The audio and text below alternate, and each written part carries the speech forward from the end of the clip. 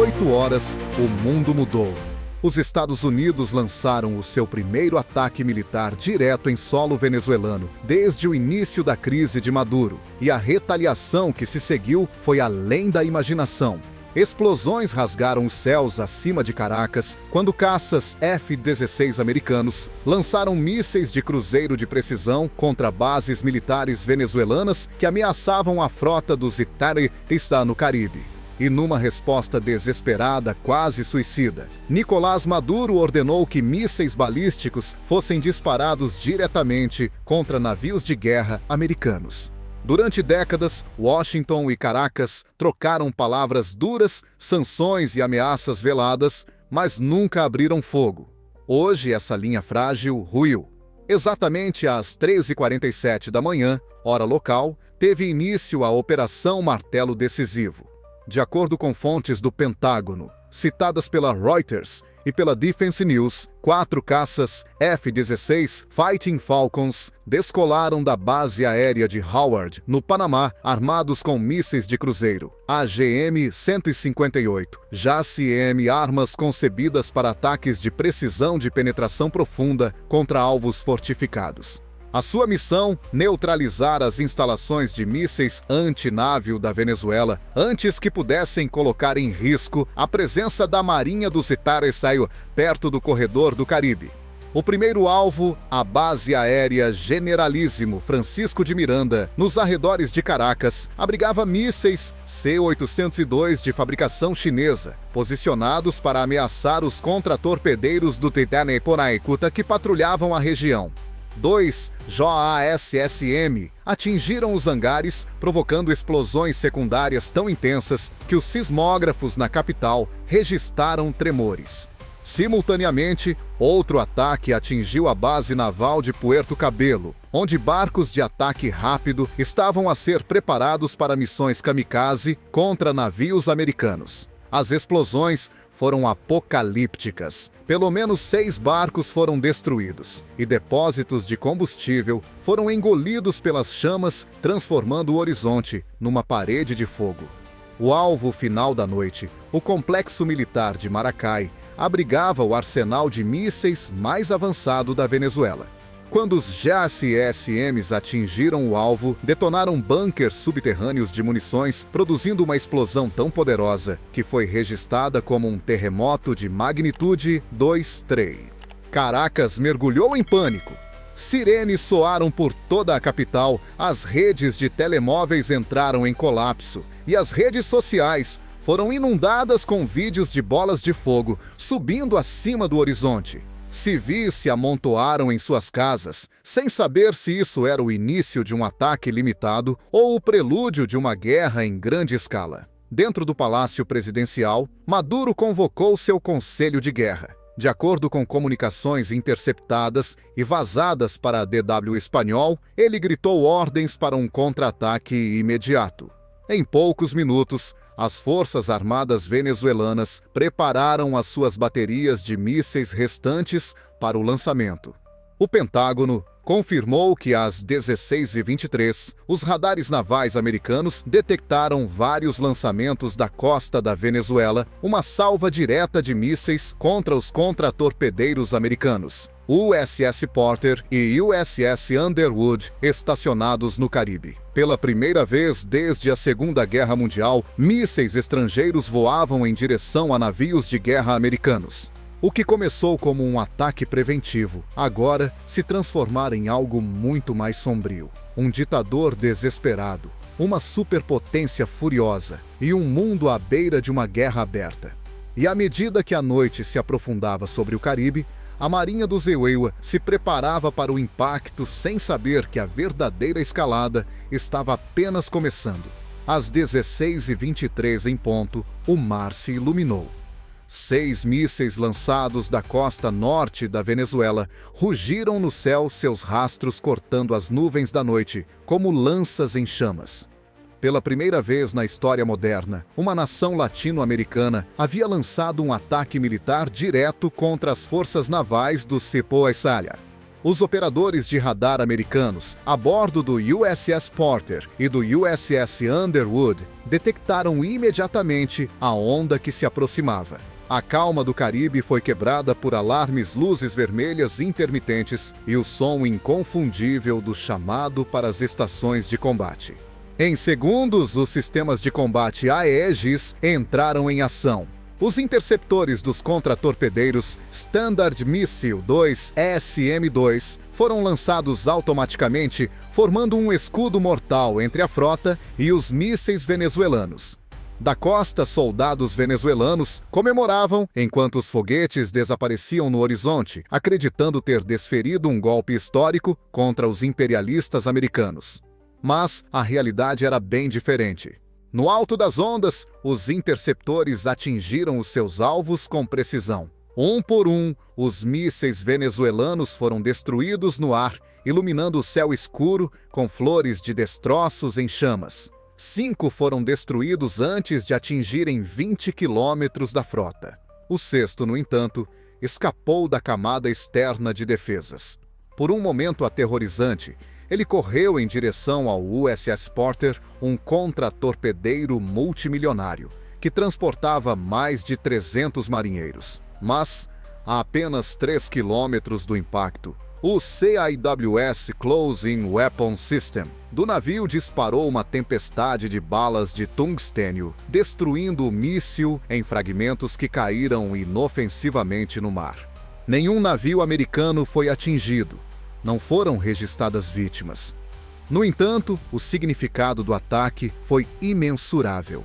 Maduro tinha cruzado uma linha vermelha que nenhum líder moderno se atreveu a violar um ato aberto de guerra contra a Marinha dos Estados Unidos. Em 30 minutos, o Pentágono confirmou que o presidente Donald Trump tinha sido informado na sala de situação. O que se seguiu foi uma das decisões de guerra mais rápidas da história recente. Às 16h55, Trump apareceu ao vivo na televisão nacional. Sua expressão era grave, seu tom inflexível. Nicolás Maduro cometeu um ato de guerra contra os Estados Unidos. Ele lançou mísseis balísticos contra os nossos marinheiros numa tentativa covarde de matar americanos. Esta agressão não ficará sem resposta. A mensagem era clara. Já não se tratava de um ataque limitado, era guerra. Dentro do Pentágono, os comandantes já estavam a planear a segunda fase da operação. Desta vez, não seria cirúrgica. Seria aniquiladora. De acordo com fontes citadas pela Defense One e pela Reuters, bombardeiros B-52 foram enviados de bases na Flórida, cada um carregando dezenas de mísseis de cruzeiro. Os alvos, todas as principais instalações militares, sistemas de radar e centros de comando venezuelanos capazes de ameaçar as forças americanas. Enquanto isso, em terra na Venezuela, o caos se aprofundava. As redes elétricas falhavam, as linhas de comunicação caíam e rumores se espalhavam de que tropas americanas poderiam invadir o país em questão de horas. Testemunhas em Caracas descreveram compras em pânico, longas filas para abastecimento de combustível e comboios militares a correr pelas ruas. Para muitos venezuelanos, parecia que o país tinha acabado de entrar no abismo. E algures dentro de um bunker de comando fortificado sob o Palácio Miraflores, Nicolás Maduro olhava para o mapa luminoso do seu país, observando a tempestade que tinha desencadeado a aproximar-se de todas as direções. A próxima onda de bombardeiros americanos já estava a caminho, e desta vez não haveria aviso. Ao anoitecer, o céu caribenho trovejou mais uma vez, não com foguetes venezuelanos, mas com o rugido dos bombardeiros americanos. A Operação Martelo Decisivo. Fase 2 havia começado. Às 19h30 hora local, os sistemas de radar em toda a GIA Venezuela captaram o que parecia ser um enxame de aeronaves movendo-se em formação. Momentos depois, uma onda de bombardeiros B-52 Stratofortress entrou no espaço aéreo venezuelano pelo Nordeste, escoltada por caças F-15 e reabastecida em pleno voo por tanques KC-135. Cada B-52 transportava mais de 20 mísseis de cruzeiro. poder de fogo suficiente para paralisar toda a infraestrutura militar de uma nação em uma única noite.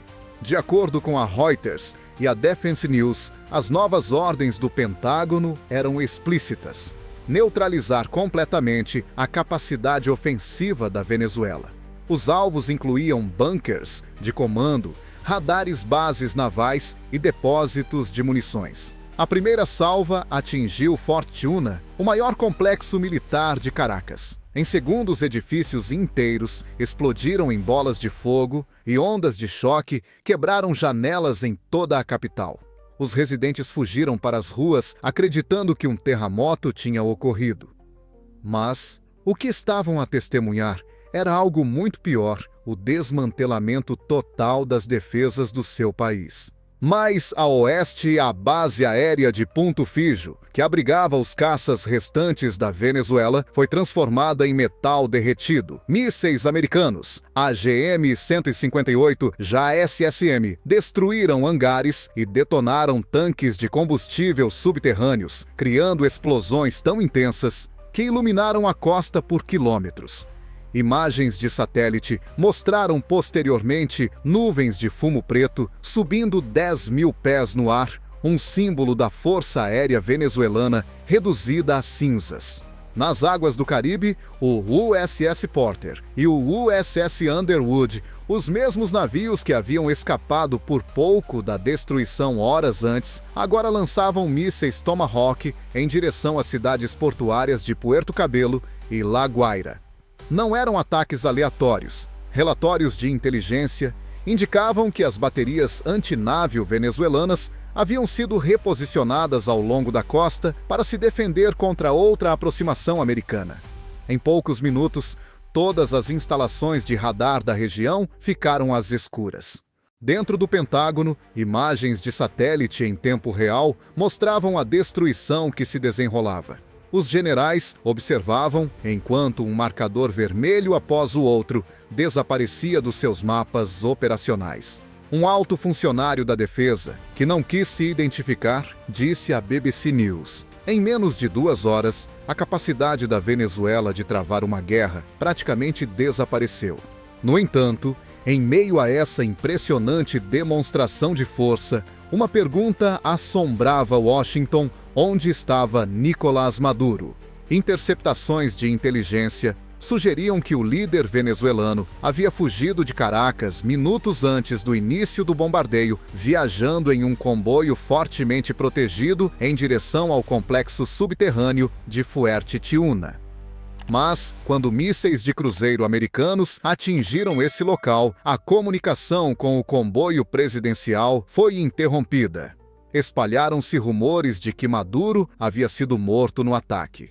Outros alegaram que ele havia fugido para um centro de comando secreto perto dos Andes. Nas redes sociais, reinava a confusão. Os canais de televisão venezuelanos saíram do ar substituídos por estática. Em toda a América Latina, os líderes realizaram reuniões de emergência, temendo que o conflito pudesse se espalhar além das fronteiras. Os governos brasileiro e colombiano apoiaram publicamente o direito dos Estados Unidos de defender as suas forças, enquanto Cuba e Nicarágua denunciaram os ataques como agressão imperialista. Mas, para o povo venezuelano, a ideologia não importava mais. As bombas eram reais. O medo era real. E à medida que a noite consumia o país, uma coisa ficou clara: a máquina de guerra da Venezuela havia sido destruída. Ainda assim, em Washington, a missão estava longe de terminar. Relatórios de inteligência alertaram sobre os estoques restantes de mísseis escondidos na selva. A próxima ordem de Trump foi curta e absoluta: encontrem-nos, acabem com isso. A caça a Maduro estava prestes a começar. Ao amanhecer, os Estados Unidos tinham alcançado uma superioridade aérea quase total. A rede de radares venezuelana tinha desaparecido as suas bases aéreas, transformadas em crateras, e a sua marinha dispersa ou afundada. No entanto, o homem responsável por mergulhar o seu país no caos, Nicolás Maduro, ainda estava vivo. De acordo com briefings da inteligência americana que vazaram para o The Washington Post, O ditador venezuelano havia desaparecido após a segunda onda de bombardeios, viajando sob forte escolta para uma instalação militar secreta nas profundezas dos Andes. Seu desaparecimento desencadeou a próxima fase da campanha americana, a Operação Silent Dagger, uma missão secreta com o objetivo de capturar ou eliminar Maduro, antes que ele pudesse reunir forças leais ou buscar asilo no exterior. Às 3h da manhã, o Pentágono confirmou que agentes da Marinha do Zecamaciewa e da Força Delta tinham sido destacados de bases na Colômbia e a bordo de navios da Marinha no Caribe. As suas ordens eram diretas e inflexíveis: identificar a localização de Maduro, capturá-lo vivo se possível, ou neutralizá-lo se encontrasse resistência. Drones militares começaram a vasculhar as regiões montanhosas de Táchira e Mérida, onde satélites americanos detectaram sinais de rádio criptografados que se acreditava serem provenientes de bunkers de comando venezuelanos. Enquanto isso, comunicações interceptadas pintaram um quadro de um regime em desintegração. Vários generais venezuelanos, antes leais a Maduro, recusaram-se a seguir suas ordens. De acordo com a BBC Mundo, comandantes de duas bases importantes perto de Maracay e Ciudad Bolívar declararam a sua neutralidade, afirmando que não iriam mais sacrificar os seus homens por uma causa perdida. Relatos de deserção inundaram o país e o pânico se espalhou pelas fileiras do governo. Ministros tentaram fugir em jatos particulares, mas descobriram que os aeroportos estavam sob vigilância de drones de reconhecimento americanos. Dentro do Palácio Miraflores, agora parcialmente destruído por bombardeamentos durante a noite, os poucos funcionários restantes transmitiram mensagens frenéticas afirmando que Maduro estava vivo e a dirigir a contraofensiva. Mas, mesmo essas mensagens foram recebidas com silêncio pelos militares. A outrora temida Guarda Bolivariana da Venezuela havia se dividido com a sua liderança a esconder-se ou a negociar com intermediários americanos através de canais secretos em Bogotá. Trump, informado da possível rota de fuga de Maduro, deu luz verde para uma missão de inserção de alto risco. De acordo com o Defense News, 2 helicópteros MH-60 Black Hawk, transportando equipas de elite SEAL, cruzaram o território venezuelano sob silêncio de radar, guiados por drones da Força Aérea dos Ecuriá. O seu objetivo: interceptar o comboio de Maduro antes que chegasse à fronteira. O céu noturno estava cheio de tensão. Uma colisão de furtividade e caos, precisão e incerteza. Às 4h45, sensores a bordo de um drone americano detectaram vários veículos a alta velocidade ao longo de uma estrada montanhosa perto de La Grita, perto da fronteira com a Colômbia. Assinaturas de calor confirmaram pelo menos 10 SUV blindados, um comboio presidencial clássico. À medida que os SEALs se aproximavam, encontraram tiros esporádicos de partidários de Maduro. Um breve, mas violento tiroteio eclodiu no vale coberto de neblina. Vários veículos ficaram inutilizados, mas o comboio principal escapou através de uma rede de túneis desconhecida pelas forças americanas. Ao amanhecer, a Operação Silent Dagger não conseguiu capturar o seu alvo. A missão confirmou que Maduro ainda estava vivo, mas mal se mantinha no poder. As informações sugeriam que ele tinha fugido para uma instalação subterrânea fortificada perto de San Cristóbal, protegida por um círculo cada vez menor de guardas leais e conselheiros cubanos. As forças especiais americanas retiraram-se sem baixas, mas a paciência de Washington tinha esgotado. O próximo discurso televisivo de Trump mudaria completamente o tom. Já não se tratava de contenção militar. Tratava-se de uma mudança de regime e da destruição final do governo de Maduro. À medida que o sol nascia sobre uma Caracas em chamas, a Venezuela já não era um estado funcional. Era um campo de batalha. Colunas de fumo das bases militares destruídas pairavam sobre a capital como mortalhas funerárias, e as ruas outrora movimentadas estavam desertas, exceto por ambulâncias e civis aterrorizados à procura de parentes desaparecidos. Apagões de eletricidade varriam o país, mergulhando milhões de pessoas na escuridão. O regime bolivariano, que outrora se vangloriava de desafiar Washington, estava a desintegrar-se em tempo real. Os hospitais ficaram lotados de feridos, com os corredores ecoando gritos de dor. De acordo com a Reuters, mais de 1.000 pessoas ficaram feridas em menos de 12 horas de bombardeios, a maioria delas soldados presos dentro de quartéis destruídos. O número de vítimas civis aumentava à medida que os escombros choviam sobre os bairros vizinhos. Equipes de emergência lutavam para chegar aos sobreviventes em meio a depósitos de combustível em chamas e prédios em colapso. Dentro da estrutura de comando destruída, o controle de Maduro escapava a cada hora que passava. Interceptações de inteligência citadas pela DW Espanhol revelaram que vários generais de alto escalão estavam em contato secreto com representantes do EUA na Colômbia, buscando termos de rendição em troca de imunidade. A lealdade outrora feroz das Forças Armadas venezuelanas havia se fragmentado de forma irreparável. Uma facção de oficiais liderada pelo general Rafael Castillo, comandante da 43ª Divisão Blindada, recusou abertamente as ordens de Maduro para continuar lutando. À tarde, suas tropas cercaram o complexo da Guarda Presidencial em Caracas, não para defendê-lo, mas para negociar a destituição do ditador. O colapso financeiro veio tão rapidamente quanto o militar. As bolsas de valores em toda a América Latina despencaram. O índice regional do petróleo caiu 20% e o preço do petróleo bruto disparou em meio a temores de interrupção das exportações venezuelanas. Dentro da Venezuela, o pânico se espalhou pelo que restava do setor empresarial. Postos de combustível ficaram sem estoque, caixas eletrônicos pararam de funcionar e longas filas se formaram do lado de fora dos supermercados. A moeda local, já sem valor, tornou-se nada mais do que papel. As agências humanitárias alertaram para uma catástrofe. O Gabinete das Nações Unidas para a Coordenação de Assuntos Humanitários relatou deslocações em massa perto da fronteira com a Colômbia. Milhares de venezuelanos fugiram a pé carregando crianças e todos os pertences que podiam. "É o fim de tudo", disse um refugiado a Al Jazeera. "Sem governo, sem dinheiro, sem futuro."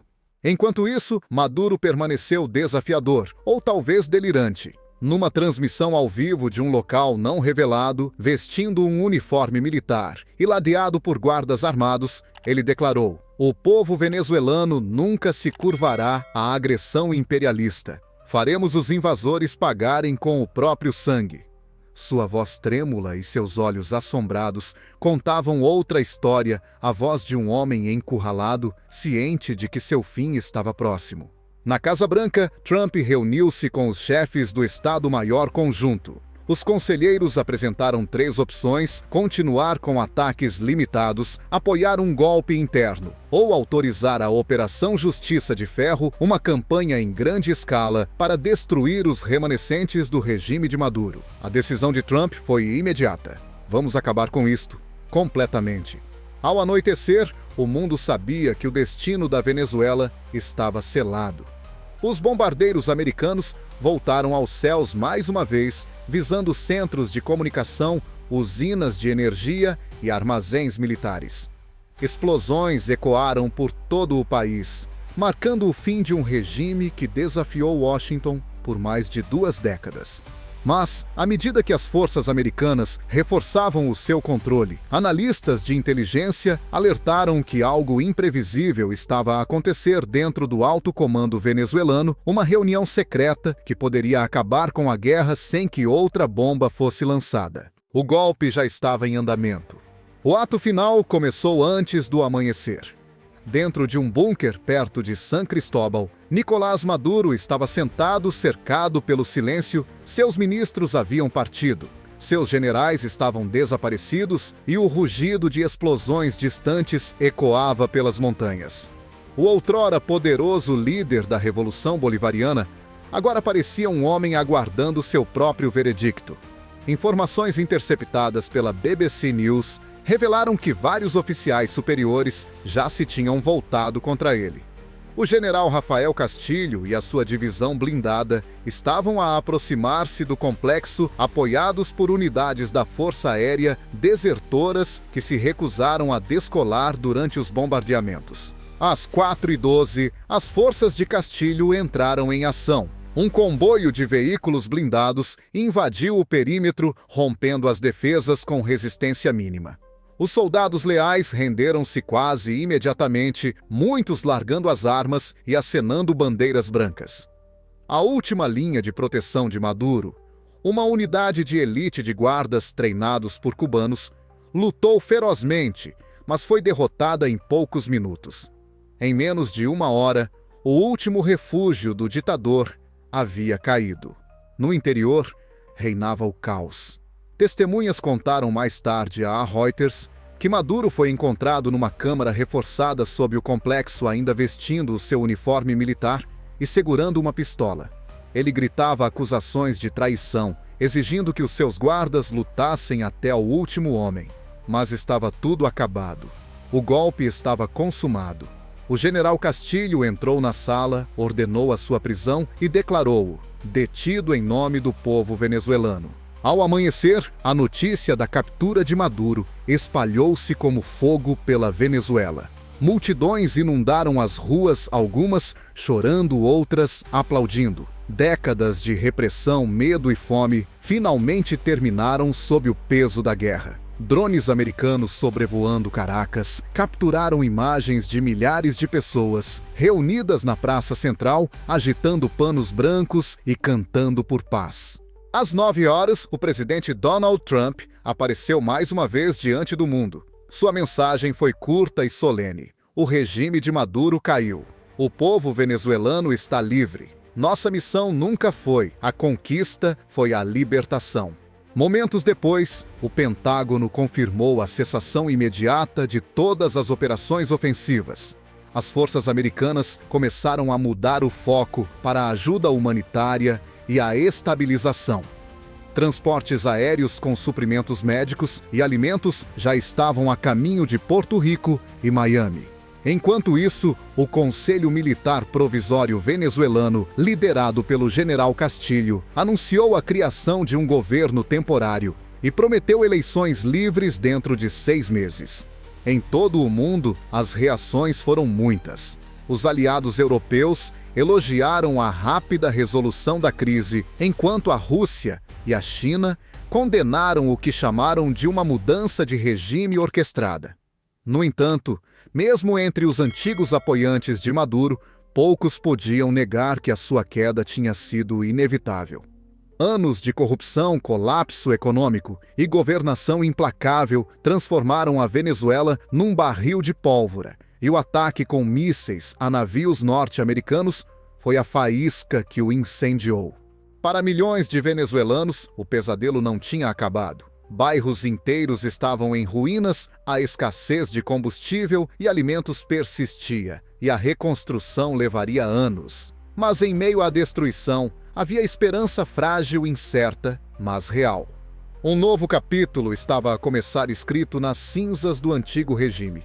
Quando as tropas americanas se retiraram do espaço aéreo venezuelano, um soldado a bordo de um bombardeiro B-52 teria olhado para as luzes fumegantes abaixo e dito baixinho: "Acabou!"